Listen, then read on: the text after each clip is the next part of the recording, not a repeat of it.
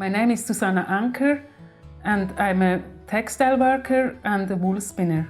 For thousands of years, it was women who devoted their lives to make thread and cloth and clothing. So I load the carding brushes with my fleece, and then it's loaded on the carders and then brushed to make the fibers run straight and also to get the knots and the dirt out. And once the fleece has been prepared, it's ready to be spun into thread. And then we take the fleeces and spin it on the spinning wheel.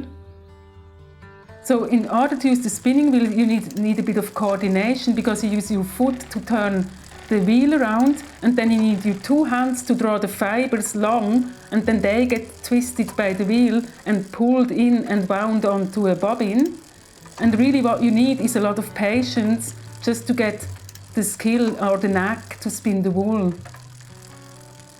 So when the wool has been spun, you take the bobbin and put it onto the reel, and on the reel you wind the wool into a skein, and then once it's all been wound around the reel, you tie it in the four places and lift it off the reel, and then your skein of wool would be ready to be dyed. People used the plants that grew locally around them to make the dyes. They would have used nettles, or they could have used coltsfoot and ferns. Then to make the yellows and oranges, they could have used onion peels.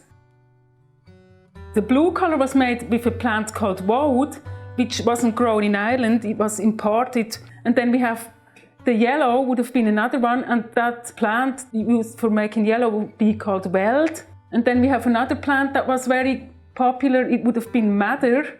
And madder is also a plant grown for the dyes, and the root would be used to make the red.